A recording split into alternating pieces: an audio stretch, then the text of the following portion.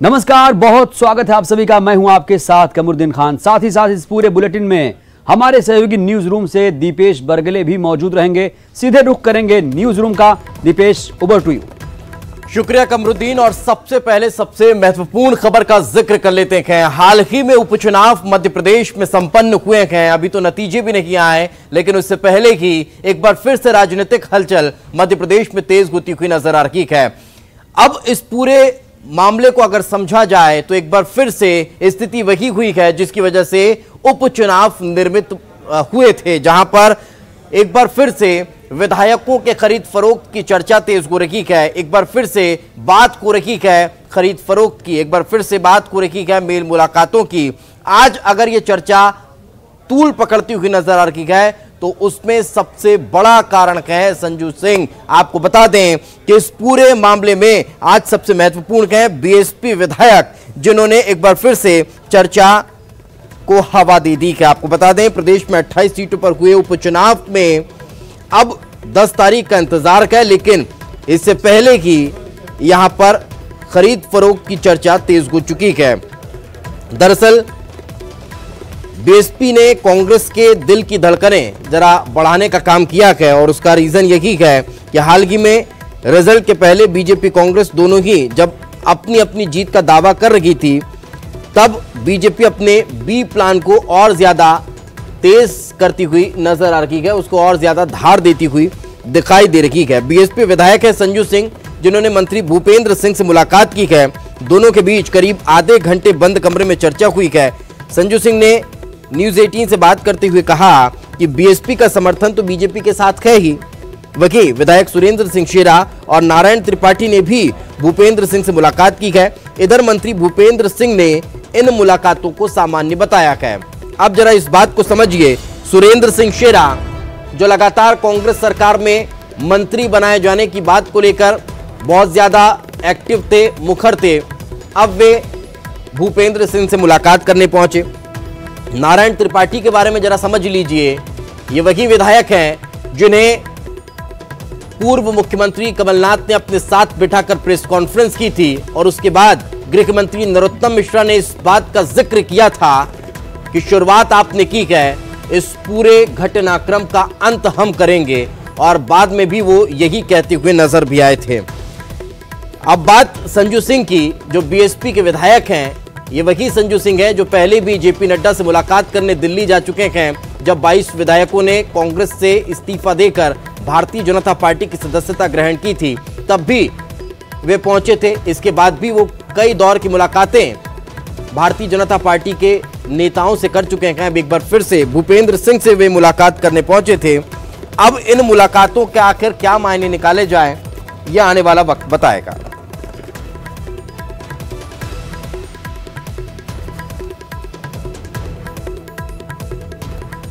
तो संजू सिंह और मंत्री भूपेंद्र सिंह से हमारे सहयोगी शरद ने खास बातचीत की है। क्या कुछ उन्होंने कहा है, आपको सुनवाते हैं।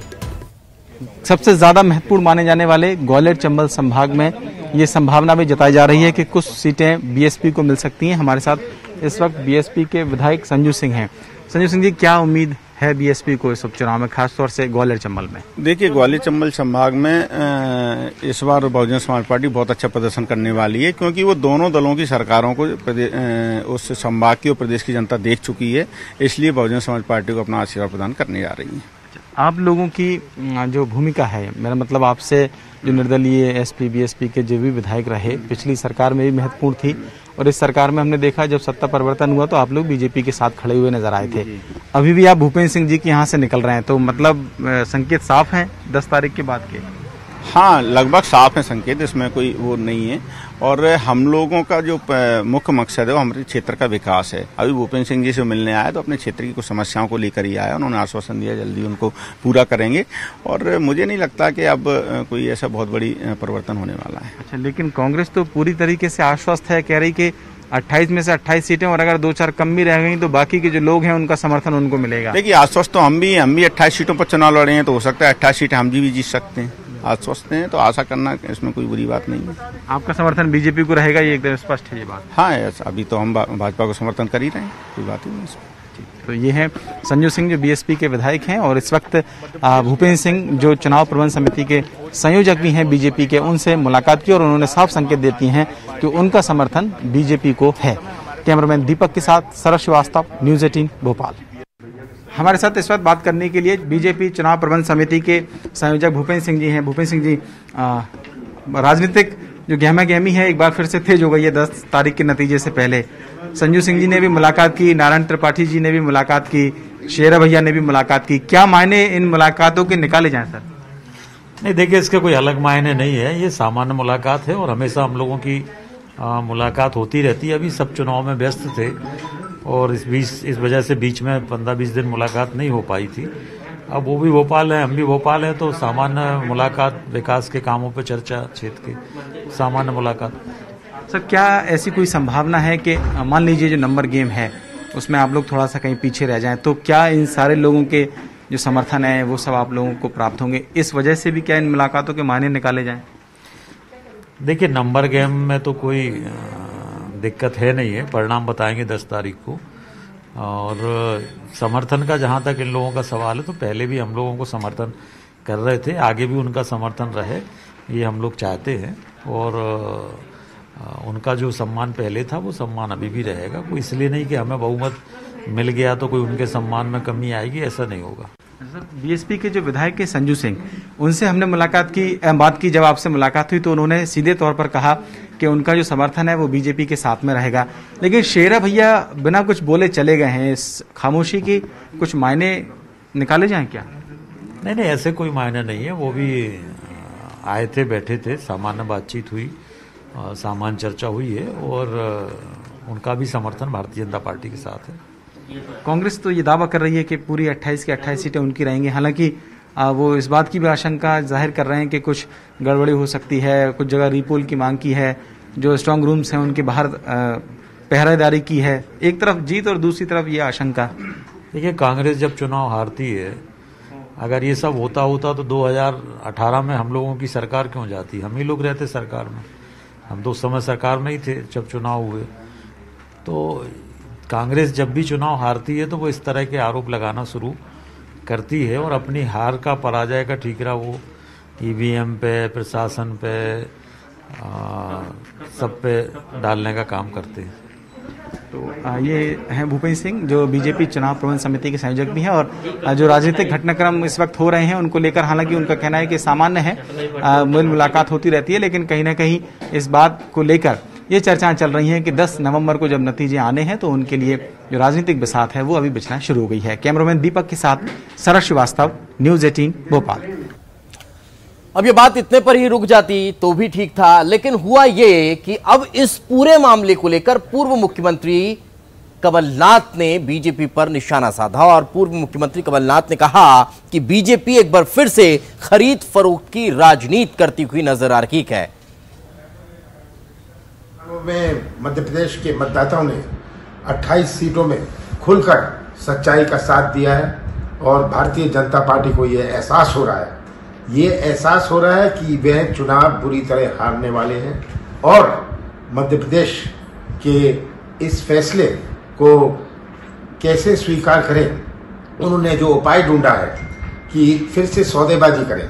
मेरे कई विधायकों से चर्चा हुई है, कई विधायकों और स्वतंत्र विधायकों ने मुझे सूचना दी है कि किस प्रकार से उन्हें विभिन्न प्रकार के प्रलोभन दिए जा रहे हैं कि सौदा हो जाए और फिर से बोली बोल के अपनी संख्या बनाएं।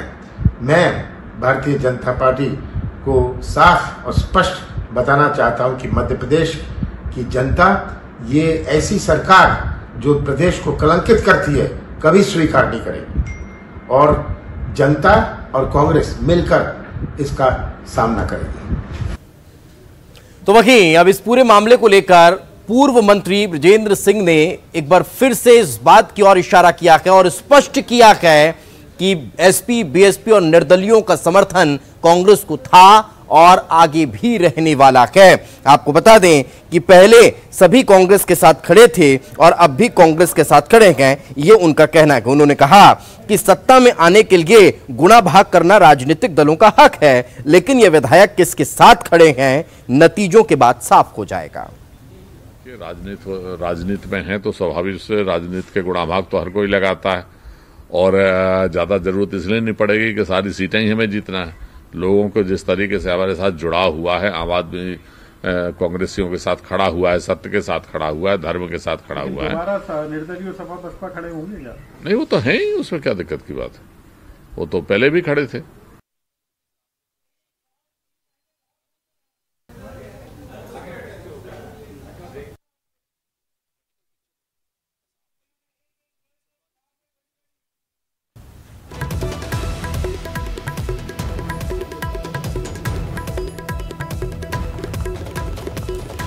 तो सुना आपने, पूर्व मंत्री विजेंद्र सिंह ने दावा किया है कि एसपी, बीएसपी और निर्दलियों का पहले भी समर्थन हमारे साथ था, आगे भी हमारे साथ रहेगा। लेकिन उन्होंने अंत में एक बड़ी बात की ओर इशारा किया। उन्होंने कहा कि जब 10 तारीख को नतीजे आएंगे तब और स्पष्ट हो जाएगा कि ये किसके साथ खड़े हैं।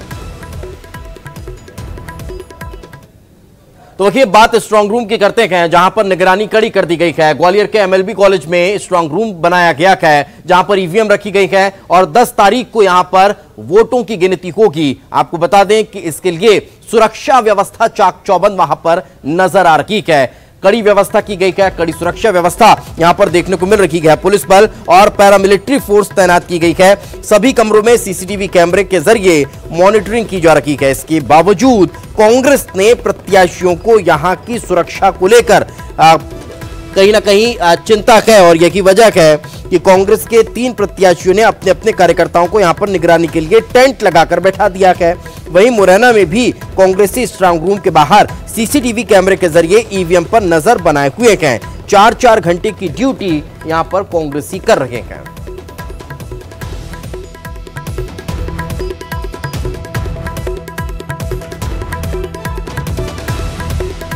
ग्वालियर के एमएलबी कॉलेज में स्ट्रांग रूम बनाया गया है, जहां ग्वालियर, ग्वालियर पूर्व और डबरा विधानसभा सीटों की जो ईवीएम है वो रखी हुई है। इसी कॉलेज में मतगणना होगी, लेकिन ईवीएम की सुरक्षा को लेकर कांग्रेस के प्रत्याशी खासे चिंतित थे। यही वजह है कि कांग्रेस की तीनों विधानसभा सीट के प्रत्याशियों ने यहाँ पर एक टेंट लगवाया है, जिसमें 15 जो कार्यकर्ता हैं कांग्रेस के, वो 3 शिफ्ट में यहाँ पहरा दे रहे हैं। ये स्ट्रांग रूम में जो ईवीएम रखी है उनकी मॉनिटरिंग के लिए बाकायदा यहाँ एलईडी लगी हुई है, जहाँ सीसीटीवी कैमरों के ज़रिए इस एलईडी में यहाँ सभी जो ईवीएम रखी हैं उन कमरों की तस्वीरें सीधी नज़र आ रही है। इनकी पहरेदारी करने के लिए ही कांग्रेस के कार्यकर्ता यहाँ पर बैठे हुए हैं। ये ग्वालियर पूर्व और डबरा विधानसभा सीट के कार्यकर्ता हैं, इनसे ही जानते। आप ये बताइए कि आप लोग यहाँ सुरक्षा के लिए बैठे हैं, क्या चिंता है आप लोगों की? चिंता है, शासन जिस तरह से उनका समर्थन कर रहा है भाजपा का, और उनकी मंत्री खुद इमरती देवी ने कहा था कि हमें तो कलेक्टर साहब जिता देंगे, तो ये बड़ी चिंता का विषय है। इसलिए हम कार्यकर्ता सुरक्षा में यहाँ बैठे हुए हैं, क्योंकि शासन प्रशासन जिस तरह से उनका सहयोग कर रहा है, हमें उन पर शंका है और शंका को देखते हुए हम यहाँ पर सुरक्षा में बैठे हुए हैं। ये कार्यकर्ता जो आपको दिखाई दे रहे हैं, 3 शिफ्ट में 8-8 घंटे की यहाँ कार्यकर्ता मौजूद रहते हैं, 24 घंटे पहरा दे रहे हैं। एक विधानसभा सीट के 5 कार्यकर्ता यहाँ पहरेदारी पर है। तो कहीं ना कहीं कांग्रेस की चिंता है और उसी की वजह से यहाँ ये कांग्रेस के प्रत्याशियों के समर्थक पहरा दे रहे हैं। अब 10 नवंबर का सभी को इंतज़ार है, जब ईवीएम खुलेगी और सभी प्रत्याशियों के भाग्य का फैसला होगा। सुशील कौशिक, न्यूज़ 18 ग्वालियर। अब बात निवाड़ी के सेतपुरा की करते हैं, जहां पर बोरवेल के गड्ढे में फंसे हुए मासूम को निकालने के लिए रेस्क्यू लगातार जारी है। लगातार जद्दोजहद की जा रही है, लगातार कोशिश की जा रही है कि इस मासूम को जल्द से जल्द सकुशल बाहर निकाल लिया जाए। तस्वीरें आप देख पा रहे हैं, रेस्क्यू लगातार जारी है। प्रहलाद कुछ घंटों में बोरवेल से निकल जाएगा, ये उम्मीद सभी को नजर आती है। प्रहलाद को निकालने के लिए अब तक 5 फीट तक सुरंग खोद दी गई है, 20 फीट तक सुरंग खोदी जानी है। बोरवेल में ऑक्सीजन की कमी न हो, इसलिए मासूम को बाहर से ऑक्सीजन दी जा रही है। पुलिस के साथ साथ सेना के जवान और एनडीआरएफ, एसडीआरएफ की टीमें लगातार ऑपरेशन यहां पर कर रही हैं। लगातार यहां पर मासूम को बचाने के लिए जद्दोजहद की जा रही है। धारा 144 गांव में लागू कर दी गई है।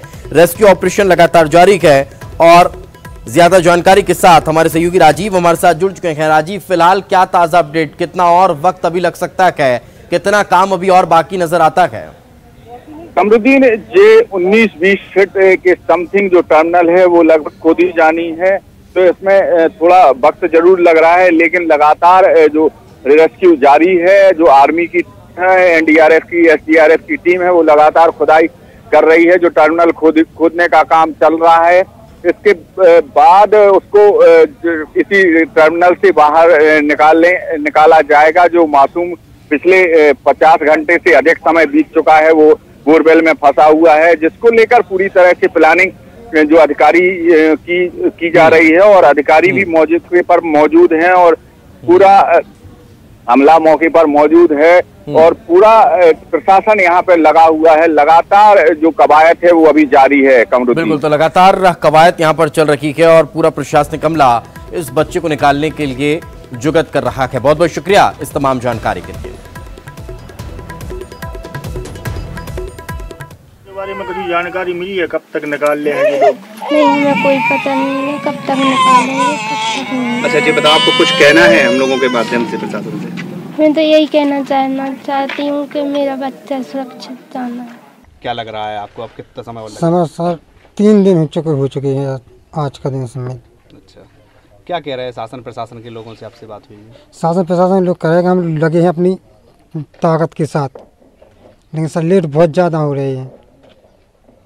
एक कार्य सुबह रात्रि में हो सकता था जो अभी हो रहा है।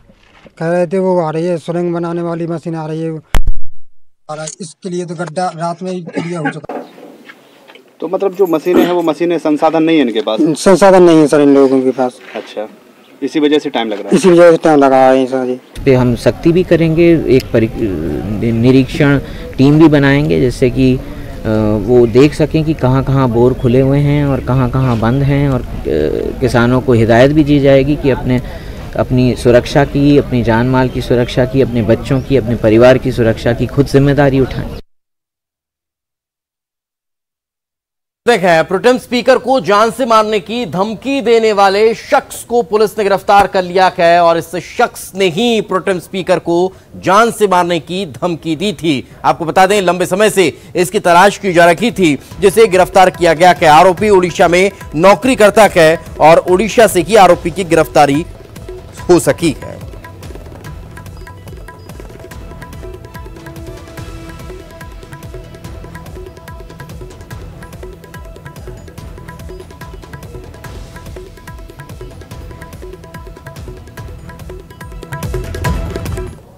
और चलिए फिलहाल वक्त एक छोटे से ब्रेक का है। ब्रेक के बाद जल्द हाजिर होंगे। ब्रेक के बाद एक बार फिर आपका स्वागत है और चलिए अब आपको बड़ी खबर के लिए ब्रेकिंग स्टूडियो लिए चलते हैं, जहां पर मौजूद है हमारे सहयोगी Kamruddin. Kamruddin, over to you. शुक्रिया दीपेश। तो इस वक्त की सबसे बड़ी खबर, मध्य प्रदेश छत्तीसगढ़ में एक साथ 2 विज्ञापन कंपनियों पर आयकर विभाग का छापा जारी है। भोपाल, रायपुर, बिलासपुर में दबिश दी जा रही है। 30 से ज्यादा आयकर विभाग के अधिकारी व्यापक और एएस विज्ञापन के ठिकानों पर कागजातों को खंगाल रहे हैं।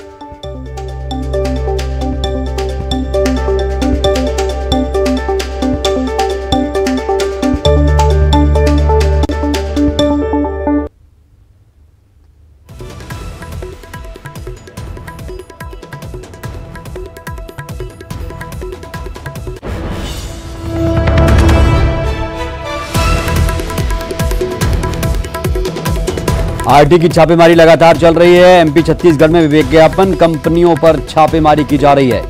भोपाल, रायपुर, बिलासपुर में आईटी की दबिश लगातार दी जा रही है और कागजात भी लगातार खंगाले जा रहे हैं। इस वक्त की सबसे बड़ी खबर आप देख रहे हैं न्यूज़ 18 मध्य प्रदेश छत्तीसगढ़ पर, जहां पर छापेमारी चल रही है।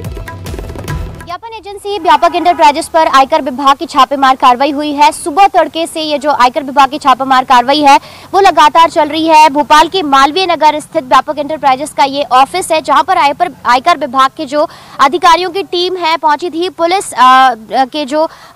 पुलिस की टीम है वो भी इस छापेमार कार्रवाई में पहुंची है। न सिर्फ राजधानी भोपाल में बल्कि रायपुर में भी आयकर विभाग की जो रेड है वो लगातार जारी है, क्योंकि व्यापक इंटरप्राइजेस की अगर बात करी जाए तो ये रायपुर यानी छत्तीसगढ़ बेस्ड कंपनी है और जो राजनीतिक विज्ञापन है उनको लेने का अगर व्यापक इंटरप्राइजेस की बात करी जाए तो ये एजेंसी राजनीतिक विज्ञापन लेती थी। और आयकर विभाग के अधिकारी आपको नजर आ रहे होंगे जो दस्तावेजों को खंगालने का काम कर रहे हैं, क्योंकि जिस तरह से विज्ञापन इनको जारी किए गए थे, विज्ञापनों में नियमों को ताक पर रखा गया था। आय से अधिक संपत्ति की शिकायत मिली थी। आईटी के जो अधिकारी हैं उनको इनपुट मिला था और इनपुट के आधार पर ही जब पूरी तरह से बातें पुख्ता हुई हैं, उसके बाद जो अधिकारी हैं वो लगातार जांच कर रहे हैं। ना सिर्फ राजधानी भोपाल की जो आयकर विभाग की टीम है, बल्कि इस आयकर की छापामार कार्रवाई में जबलपुर, ग्वालियर और नागपुर से भी अधिकारियों की टीम यहां पर पहुंची है राजधानी भोपाल में।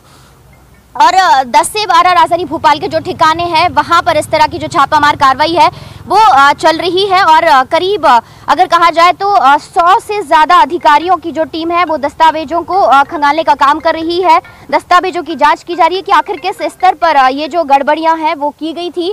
और ये जो जब जांच पूरी हो जाएगी उसके बाद ही पूरी तरह से स्पष्ट हो पाएगा कि आखिर कितनी संपत्ति का खुलासा हुआ है। आज से अधिक जो संपत्ति की शिकायतें मिल रही थी, आखिर कितनी संपत्ति का खुलासा हुआ है और किस तरह से जो दस्तावेज है उसमें गड़बड़ियां की गई, यानी जिसमें भी आईटी की टीम ने दबिश दी है। और यहाँ पर आप देख सकते हैं कि एएस एडवर्टाइजर्स का ये जो ऑफिस है और यहाँ पर आईटी की जो कार्रवाई है, छापे की कार्रवाई वो जारी है। और आईटी की टीम यहाँ पर अगर हम बात करें तो करीबन 10:15 के करीबन पहुंची थी और तब यहाँ पर ये जो पूरा जो कॉम्प्लेक्स है वो खुला नहीं था और टीम ने इंतजार किया और जैसे ही कॉम्प्लेक्स खोला गया उसके बाद उन्होंने दबिश दी। आप देख सकते हैं कि 2 हथियारबंद पुलिसकर्मी यहाँ पर छत्तीसगढ़ पुलिस के जो जवान है वो मौजूद है। इसके साथ ही ऊपर अगर टीम के जो सदस्य हैं वो मौजूद हैं। लगातार जो दस्तावेज हैं वो खंगाले जा रहे हैं। कंप्यूटर जो है वो खंगाले गए, हार्ड डिस्क देखी गई और आईटी की जो कार्रवाई लगातार जारी है। टैक्स चोरी को लेकर और इसके साथ ही आय से अधिक संपत्ति को लेकर शिकायत हुई थी, उसी के को लेकर ये जो है वो आईटी की टीम ने दबिश दी। इसके साथ ही अगर हम बात करें तो व्यापक जो एडवर्टाइजर्स है उसके ठिकानों पर भी छापा पड़ा है और करीबन सुबह 4 बजे व्यापक के ठिकाना जो ऑफिस है और उसके जो ठिकाने हैं वहां पर छापा पड़ा है। हालांकि जो एडवर्टाइजर्स जो है उनके जो मालिक है वो कहाँ है इसके लेकर जानकारी। और खबरों के लिए रुख करेंगे न्यूज रूम का। हमारे सहयोगी लगातार दीपेश बरगले वहां मौजूद हैं। Deepesh, over to you. Kamruddin, एक काफी महत्वपूर्ण खबर हमारे दर्शकों को बता देते हैं। दरअसल ये खबर सोचने समझने पर मजबूर कर देती है कि आज भी हम किस दुनिया में जी रहे हैं। हम बात कर रहे हैं मुरैना चंबल अंचल की, जहां पर बेटियों को आज भी अभिशाप माना जाता है। यही वजह है कि बेटी के जन्म लेते ही उसकी हत्या कर दी जाती है और ये आज भी देखने को मिला, जहां पर 6 दिन की नवजात को उसके माता पिता और दादी ने गला दबाकर मौत के घाट उतार दिया।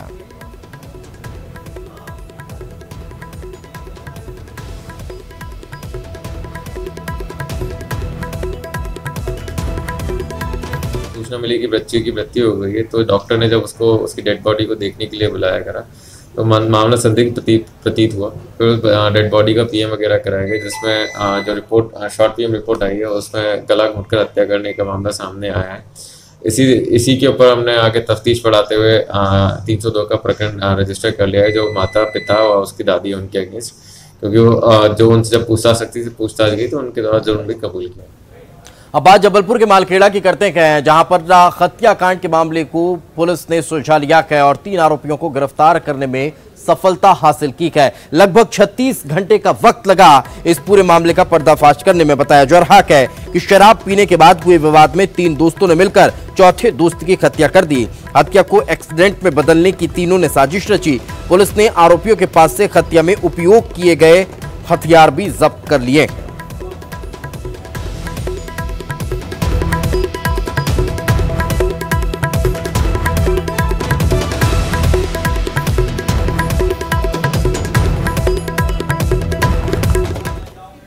तो न्यूज रूम लाइव में आज फिलहाल इतना कि हमारे सहयोगी कमरुद्दीन ब्रेकिंग स्टूडियो से हमारे साथ जुड़े थे। कमरुद्दीन, आपका भी बहुत बहुत शुक्रिया। इसी के साथ हमें इजाजत दीजिए। नमस्कार।